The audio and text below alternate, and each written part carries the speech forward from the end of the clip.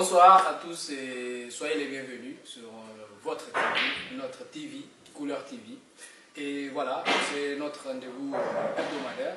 Donc le débat de l'ANEM. Nous vous souhaitons de nouveau les bienvenus et puis nous vous invitons justement à nous suivre continuellement. Nous allons lancer le débat, cette fois-ci sur notre deuxième sujet qui porte sur la lutte contre l'insécurité. Donc, est-ce un bilan positif ou négatif? Je vous remercie. Je tiens donc à remercier nos chers débatteurs. Donc, vous avez à ma droite M.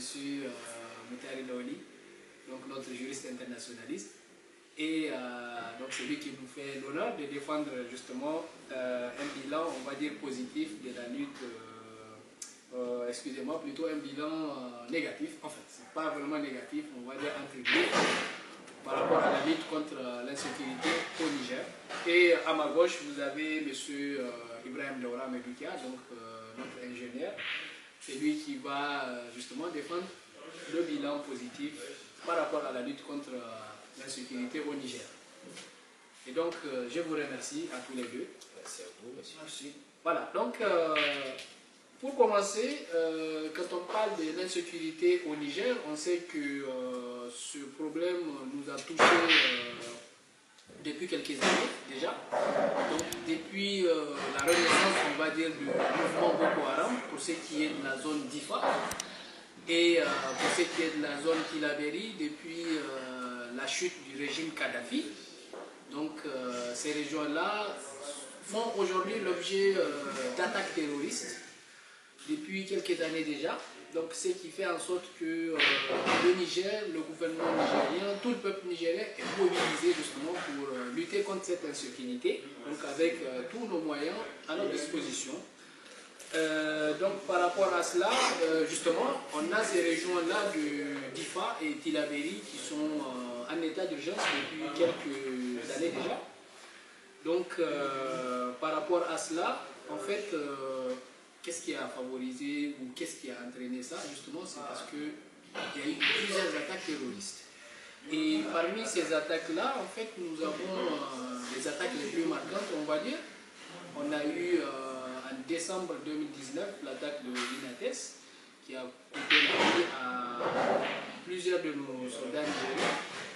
Et tout juste après, en janvier 2020, on a assisté à l'attaque de Chinagoder, la base militaire qui a coûté également énormément de vie à nos soldats nigériens. Et tout juste récemment, dans ce mois d'août, on a assisté à l'attaque de Kouré, donc qui malheureusement a coûté la vie à des étrangers, des Français et des Nigériens.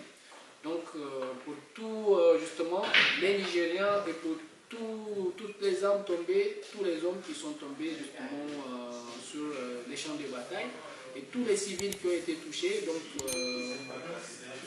nous sommes de plein cœur avec les familles de toutes les victimes et nous leur présentons nos sincères condoléances aujourd'hui. Après cela, en fait, après juste cette dernière attaque de Kouré, justement, on a assisté à on va dire, un classement, on va dire, de la part de la République française qui décrète que, en fait, le Niger est quelque chose quasiment, on va dire, infréquentable pour les voyages. Donc, il conseille justement aux nationaux français de ne pas venir au Niger, sauf Niamey, peut-être pour des raisons, on va dire, urgentes. Alors, donc, au-delà de ça, en fait, pour lutter contre cette insécurité, on sait que le gouvernement nigérien a investi, donc a renforcé justement le budget national, qui est passé à environ 20% aujourd'hui, donc qui est alloué à la défense nationale. Donc tout ceci, c'est des efforts qui ont été fournis justement pour la lutte contre l'insécurité au Niger. Là, en fait, compte tenu de toute cette situation, donc j'aimerais justement commencer par notre premier intervenant, M. Ibrahim Daoura. En fait, par rapport à tout ce climat, est-ce que vous trouvez, parce que je vais commencer par cette question, parce que c'est une question en fait qui nous a titillé depuis quelques années, on va dire, même pas quelques mois, ça fait des années que ça fait l'objet d'un débat au Niger. La question est, concerne en fait les bases militaires. beaucoup de personnes ont parlé des bases militaires, beaucoup de personnes ne comprennent pas nécessairement en fait la légitimité de l'installation de ces bases. Donc aujourd'hui, j'aimerais vous demander, est-ce que vous trouvez légitime en fait qu'on puisse admettre l'installation, qu'on puisse autoriser justement l'installation des bases militaires étrangères pour le compte de la lutte contre l'insécurité au Niger? Ok, merci Dr. Suleiman de m'avoir donné la parole. Tout d'abord, nous tenons à présenter nos condoléances aux familles éplorées et à toute la nation nigérienne entière, et aussi à la famille des Français qui ont perdu leur vie récemment après. Nous condamnons fermement cet acte barbare, si on peut le dire, et nous espérons que ça ne va plus se reproduire. Ok, concernant l'installation au motif de lutte contre les terroristes, merci de signer le contexte. Installation pour un motif bien précis, lutte antiterrorisme. Nous savons que depuis la chute des groupes libyens, on est face à une recrudescence des attaques. Donc aujourd'hui, on a besoin de la coopération internationale. Peu importe que ce soit un pays africain, que ce soit un pays européen, que ce soit un pays au risque, peu importe, nous on a besoin d'une coopération digne de son nom. On est un pays faible et face à une menace grandissante. Nous avons besoin aujourd'hui de la coopération militaire avec nos alliés, que ce soit économique, déjà ce sont nos alliés, nos amis côté économique. Si aujourd'hui ils sont là pour nous appuyer, avec notre demande, nous avons demandé une aide en fonction de que ce soit des renseignements ou que ce soit des formations de nos militaires. On en a besoin aujourd'hui de la coopération. Pour ce motif-là, aujourd'hui, nous pouvons dire que si demain il y aura justement d'autres qui peuvent nous aider dans ce sens, que ce soit la formation de nos militaires, la formation je ne sais pas, des agents secrets entre autres, nous serons pour et nous sommes à phrase ouverte de les accepter dans ce sens-là, pour un motif bien déterminé, la lutte contre le terrorisme qui gangrène aujourd'hui l'État nigérien. Je pense que, sans qu'on me donne la parole, j'ai fait éruption pour dire que si, comme il est prétend, on accepte l'installation des bases militaires dans notre pays, à tout va, un de ces quatre, je dirais dans une décennie, il n'y aura plus assez d'espace pour que les Nigériens puissent marcher à pied. En fait, par rapport au Nigérien lambda, justement, qui a du mal à percevoir l'apport de ces bases militaires plutôt, parce que très malheureusement, on constate que plus ces bases militaires s'installent au Niger, plus l'insécurité augmente. En fait, je ne sais pas, est-ce que vous pouvez nous faire un parallèle? Qu'est-ce que vous pensez par rapport à ça? Est-ce qu'il y a un lien par rapport à l'installation de bases militaires et l'accroissement de l'insécurité? Alors, merci beaucoup pour votre question. Comme je le disais tantôt, le peuple nigérien, en majorité, comme on l'a vu avec les manifestations, comme on sait, nous aussi, on est du peuple, on sait pertinemment que au fur et à mesure qu'il y a l'acceptation de ces bases militaires, on ne dit pas qu'on ne va pas accepter ça. Parce que la coopération multilatérale, qui permet à ce que les États mettent en commun des efforts pour faire face à une situation, parce qu'on sait que les Occidentaux ont des intérêts, nous aussi nous avons nos intérêts, évidemment on doit coopérer. Mais si on leur permet à chaque fois de créer des bases à tout va, comme je le disais tantôt, c'est comme si on était en train d'hypothéquer notre nation, d'hypothéquer notre sol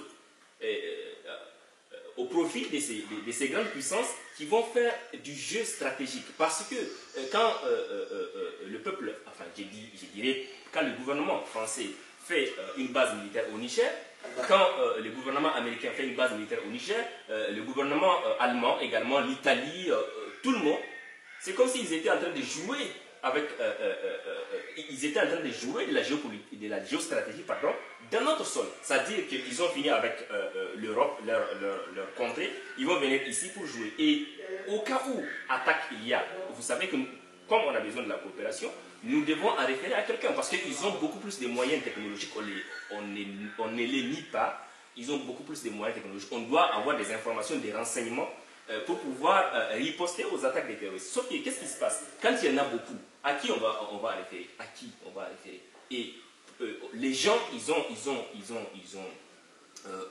l'impression, et c'est pas faux, ils ont l'impression que le Niger est comme si le Niger, excusez-moi, était un gâteau qui s'est fait partager par les grandes puissances une fois encore. Parce que ce n'est pas la première fois, ça continue, si on laisse encore faire, où est-ce qu'on ira? Mais pour répondre à la question, pourquoi les gens n'arrivent pas à avoir l'apport?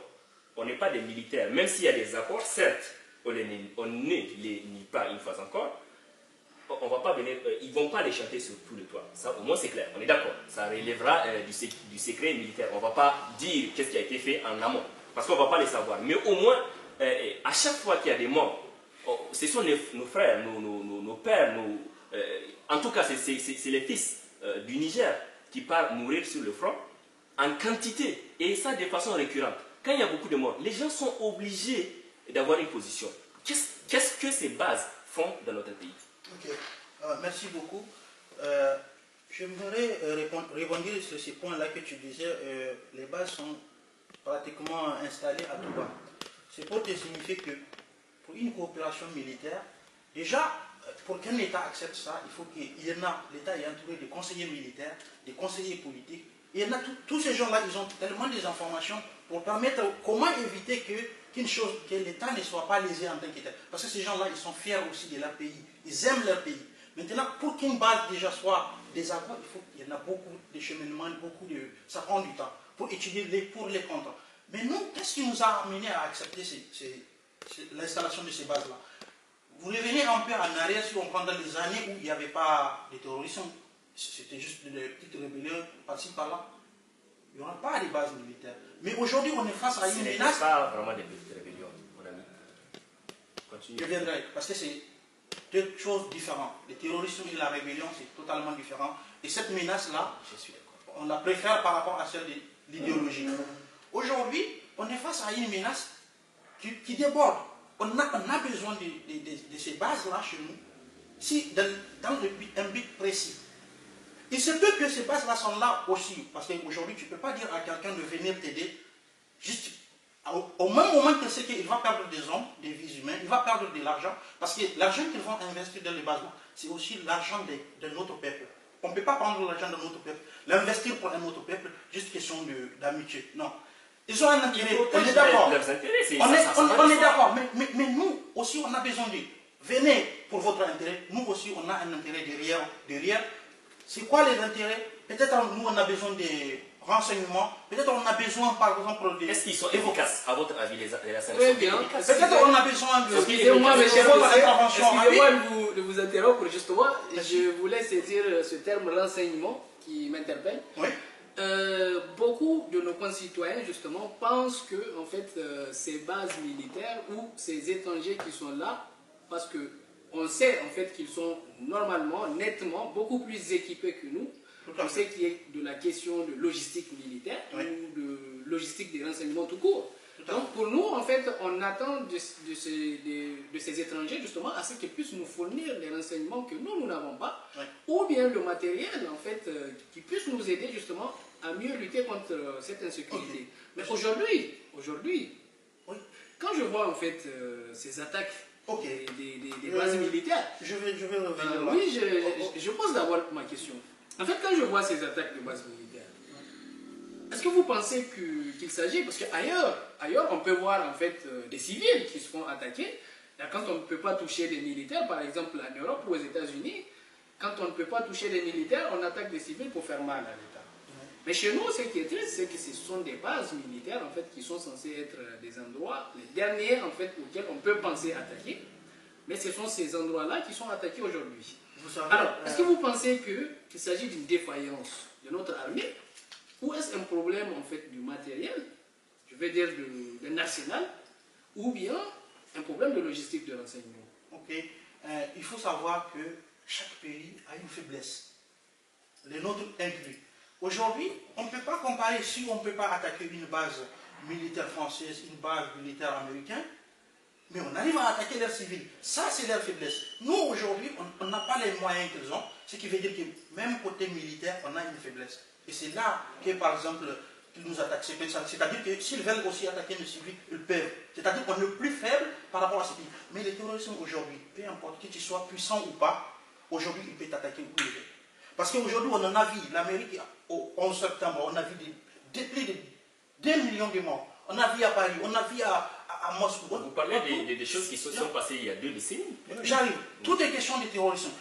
Pendant ces décennies-là, nous, on n'en a pas ce terrorisme. Donc, on ne peut pas attendre à ça. Tu vois, c'est-à-dire, le terrorisme, aujourd'hui, il est généralisé.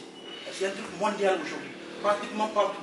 Mais je vais revenir concernant... Est-ce qu'aujourd'hui, on est efficace ou bien notre armée n'est pas... Voilà, c'est juste cette précision. Notre armée, très bien, ils sont des guerriers, on est d'accord là-dessus. Mais aujourd'hui, concernant les gens ne remarquent pas que, voilà, est-ce qu'on nous donne des renseignements ou non. La question, est-ce qu'on exploite exactement les renseignements qu'on nous a donnés? Parce qu'il y a l'utilisation, parce qu'on peut vous donner déjà des renseignements, parce que parfois des renseignements, ce sont des photos, ce sont des chiffrages, des cartes, entre autres. Est-ce qu'aujourd'hui, vous savez, il y avait une chose aussi qu'il faut comprendre. Dans l'armée, il faut avoir, par exemple, ce sont des gens, normalement, des gens intelligents, des intellectuels, dans l'armée mondiale. Mais aujourd'hui, nous, on est toujours dans ces processus différents. Parce qu'aujourd'hui, à part le Niger et un peu quelques pays d'Afrique, vous ne pouvez pas voir quelque chose qu'on appelle, désolé du terme, la crew. C'est-à-dire qu'on prend des gens illettrés, on le met dans l'armée. Pourquoi ça? Parce qu'on n'en a pas des intellectuels qui sont déjà prêts. Mais l'armée, normalement, ça devrait être... Je dirais que ça, c'est une autre question. J'arrive. Notre armée a des défaillances, certes, mais ce n'est pas là. J'arrive. C'est pour te dire que l'armée, aujourd'hui, elle en a besoin de tout type c'est-à-dire des intellectuels qui... Mais l'armée a des intellectuels. Les recrutements qui se font, elle en a des intellectuels. Elle en a, mais ce n'est pas suffisant. Donc, ce que vous dites, c'est qu'on a effectivement des renseignements qu'on n'arrive pas à exploiter. Qu'est-ce qui vous dit ça? Justement, je ne pense pas que l'armée, avec ses intellectuels, permettra à ce que les fils du pays meurent juste parce qu'elle n'a pas pu exploiter des renseignements. On t'a donné les renseignements. Justement, par rapport, excusez-moi, monsieur l'ingénieur, donc ce que le docteur vient de soulever, justement, j'allais en venir à ça. Mais avant, s'il vous plaît, je peux avoir juste, parce que lui, il a parlé, je n'ai pas eu le temps de parler. Je voulais juste répondre. Je vais vous poser la question. Non, avancez là. Il n'y a pas de souci alors. Parce qu'il y a 2 points sur lesquels je voulais. Allez-y. Mais après ça, je lui pose la question. Ok, vas-y. D'accord. Tout à l'heure, vous disiez que c'est nous qui avons sciemment accepté l'installation des bases militaires. D'accord. L'élite, il faut savoir que ça y est, quand on parle de diplomatie, quand on parle des relations internationales, mon ami, il faut savoir qu'il y a des rapports de force. Ça veut dire que les puissants, même si tu ne veux pas, il peut t'imposer quelque chose.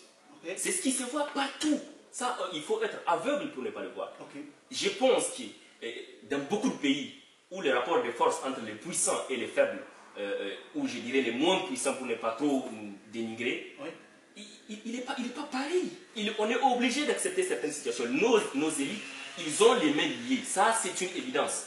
Dans beaucoup de domaines. Les domaines sécuritaires, c'est un domaine névralgique. On ne peut pas... les gens, les Occidentaux qui ont... je me fais l'ordre, les Occidentaux qui ont des intérêts, ils ne vont pas s'attendre à ce que l'État leur demande de venir défendre leurs intérêts pour qu'ils puissent venir. Ils vont venir proposer et puis on va accepter. On va pertinemment accepter, on laisse. Alors, maintenant, par rapport au deuxième point, je voulais juste préciser quelque chose par rapport à ce que notre camarade Suleiman a dit. Il dit que... généralement, ce sont les militaires qui sont attaqués. Quand on fait l'introduction, on a parlé de l'insécurité au Niger de façon globale. Aujourd'hui, quand on prend le cas de Boko Haram, il y a beaucoup plus de civils qui sont des victimes. Certes, il y a des militaires. Et quand on a parlé des cas d'Inates et de Chinogoder, je dirais, moi, que contrairement un peu à la situation de Tilaberi, à Difa, il y a beaucoup de civils qui sont attaqués. Il n'y a pas que des militaires. Et puis, même à Tilaberi... Des villages qui sont pillés, justement. Qui sont incendiés. Et puis, quand on prend la situation de Tilaberi, qu'est-ce qui se passe? On voit des chefs, les terroristes s'attaquent aux appareils idéologiques de l'État, tels que l'école, tels que les enseignants, tels que les chefs locaux, ils s'attaquent à tout, c'est pas que les militaires. Ça, c'est juste une précision que je voulais apporter. Maintenant, j'attends votre question pour pouvoir continuer. Voilà, alors je vous remercie. Justement, on va évoluer par rapport à toujours cette question. Par rapport à cette question des renseignements. Donc, ce qui m'a justement, ce qui a retenu mon attention, c'est que vous puissiez, en fait, selon vous, le renseignement nous est donné, mais qu'on n'arrive pas à l'exploiter. Je vais intervenir là-dessus. Juste, je vais poser ma question, après vous pouvez revenir là-dessus. Donc, par rapport à cette question des renseignements, parce qu'aujourd'hui, quand je vois le mode opératoire de ces terroristes qui se déplacent à 2 roues, qui traversent nos frontières, en fait, qui traversent des kilomètres pour venir attaquer une base militaire. Est-ce que vous pensez que si cette base militaire avait eu ce renseignement à temps, en fait, ils n'auraient pas pu l'utiliser? Et justement, bon, par rapport à ce mode opératoire, est-ce que vous pensez que nos frontières sont réellement protégées aujourd'hui? Mon ami, laissez-moi vous dire quelque chose. Nos frontières n'ont jamais été réellement protégées. Mais alors jamais. Pourquoi? Parce que quand on prend l'espace sahélien, un peu contigu à l'espace saharien, on va dire, depuis des siècles, nos frontières sont poreuses. Elles sont perméables. Les gens rentrent et sortent comme ils veulent. Certes, quand tu viens dans un point de passage où il y a les militaires, il y a les douanes, il y a les douanes, excusez-moi, en fait, il y a nos forces de défense et de sécurité qui sont installées là-bas, on est obligé de voir qu'il y a des forces. Et là, qu'est-ce que les gens font? Comme ce sont des grandes frontières, les gens contournent.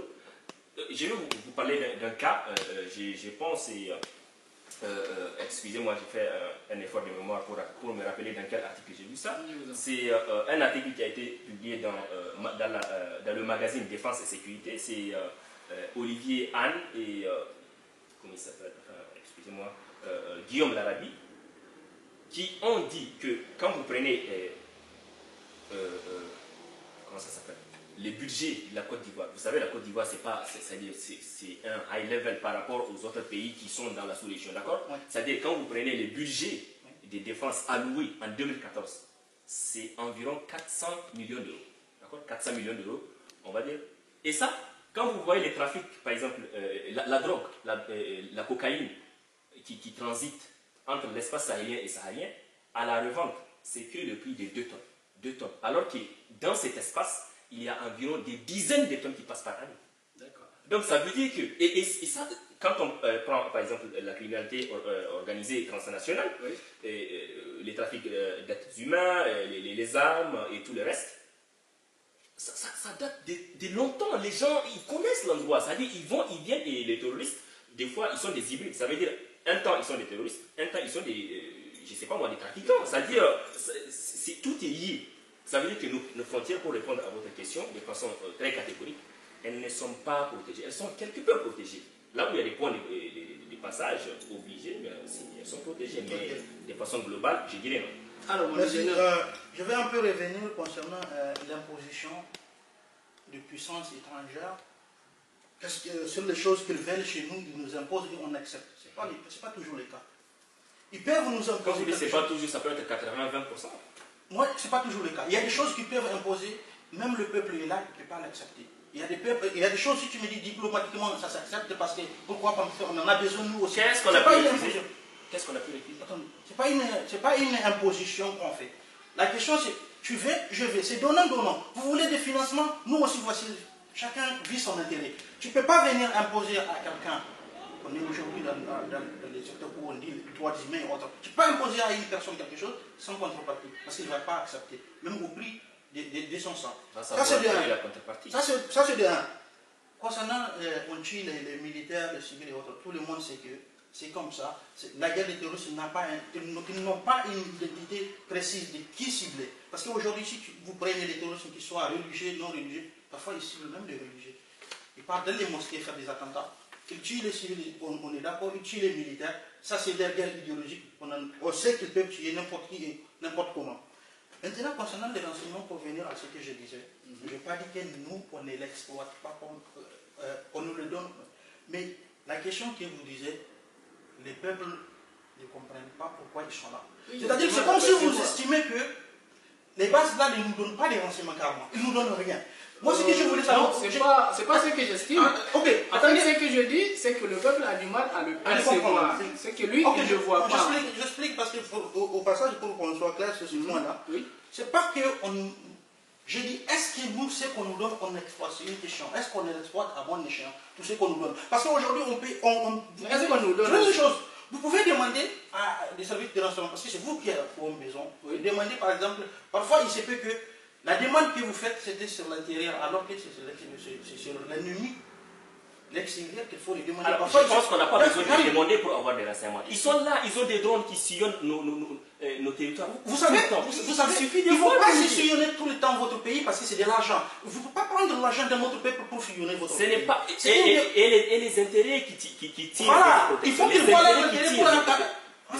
Quand leurs intérêts seront inférieurs à la vôtre, ils ne vont pas les faire. Parce que sillonner votre pays revient à prendre tout l'argent de leur pays et essayer de faire ça. Ce n'est pas tout. Et si vous dites tout, vous exagérez. Oui, c'est pas tout. Mes chers messieurs, excusez-moi. Je reviens sur cette question. Je sais que tu ne vas pas être d'accord de toute façon sur cette question d'intérêt. Ou pas intérêt. C'est pas tout. Mais quand je vais intervenir chez toi, il faut que je m'assure que mes intérêts sont supérieurs aux tiens. Je ne peux pas aujourd'hui me permettre de mettre mes droits. Vous admettez qu'il y a un rapport qui existe. Docteur, monsieur l'ingénieur, excusez-moi. Je suis d'accord. Je suis d'accord, il y a des rapports en contrepartie. On va Je vais revenir sur les frontières pour nous parler. Alors, juste très vite. Voilà, on va continuer très vite sur les frontières. Aujourd'hui, nous, on dit qu'on ne contrôle pas nos frontières. Nos frontières, il faut revenir à l'histoire des frontières. Parce que nous, la population, les peuples nigériens, entre autres en Afrique, on ne connaît pas déjà les frontières. Parce qu'aujourd'hui, moi... On ne connaissait pas. On ne connaissait pas avant. On ne connaissait pas. On ne connaissait pas les frontières. Non, parce que ça n'existait pas. Mais aujourd'hui, on ne connaissait pas avant tel que ça a été maintenant. Aujourd'hui, ça c'est un rappel historique. De tout temps, alors, monsieur l'ingénieur, de tout temps, l'homme a eu l'idée d'une frontière. De tout temps. D'accord. C'est logique. C'est pas celle des nations. Alors, là, il faut répondre directement à la question en fait de protection. Attendez, parce que la question oui ou non, si vous pensez qu'elles sont protégées, dites-nous oui ou non, et vous dites-nous pourquoi. Vous savez, l'État fait de son mieux. Non, attendez, j'arrive. Personne n'est nié que l'État fait de son mieux. Personne n'a nié. Docteur Moutari, on laisse la jeunesse s'exprimer s'il vous plaît. Voilà. On le laisse terminer, on va continuer. On est un pays qui est immensement vaste. On est d'accord. On en a immensement de frontières. Aujourd'hui, même si on parle de 20 millions, aujourd'hui, les 20 millions qu'on est, on ne peut pas. C'est pas une mauvaise chose. C'est pas une mauvaise chose. On ne peut pas vraiment, comme vous voulez, là, hermétiquement fermer notre frontière. Non, c'est impossible. Les 20 millions de Il y a des passages obligés. Il y a des passages obligés, mon ami. Les passages obligés, là, ils sont gardés. Alors, les passages obligés, là, alors, comment ça se fait que les gens rentrent et sortent quand ils veulent aller? Mes chers débatteurs, parce que les frontières, on va faire une petite pause. Je vous prie, on va faire une petite pause. Donc par rapport à cette question de base militaire, par rapport à la question de... juste 2 secondes pour préciser. Par rapport à la question... D'accord, je vais vous donner les 2 secondes, il n'y a pas de souci. Donc par rapport à la question de, justement, de l'installation des bases militaires, tout ce qui est protection des frontières. Donc je suppose qu'on a assez débattu par rapport à ça. Donc on va marquer la pause pour la fin de la première partie. Donc juste avant, alors, juste 2 secondes, hein, 2 secondes, pas plus. Après, nous allons commencer sur d'autres points, toujours relatifs à la question de l'insécurité. Donc, je vous prie d'accélérer juste 2 secondes, après on va continuer. Je voudrais juste préciser, pour ceux qui nous regardent et aussi à vous, tout à fait. Mon cher ami, que je suis conscient qu'avec la globalisation, qu'avec la mondialisation et qu'avec l'histoire qui a lié l'Afrique et l'Europe, enfin l'histoire, d'accord? On se comprend. Oui, d'accord. On ne peut pas faire sans eux. Du moins pour le moment. On ne peut pas faire sans eux. Oui. Mais on veut que ce soit plus juste. Même si on ne peut pas l'imposer, il faut qu'on les dise. Voilà. Et quand on les a acceptés, c'est pour qu'il y ait des résultats positifs. Voilà. Pour le moment, les jeunes ne le voient pas. D'accord. Alors je vous remercie. Il faut que ça bouge. Mon cher juriste internationaliste, M. Moutari. Merci à vous. Je vous remercie, mon ingénieur, pour cette pertinence. Donc nous voilà en fin de la première partie justement. Donc nous allons continuer dans quelques instants et je vous dis à tout à l'heure.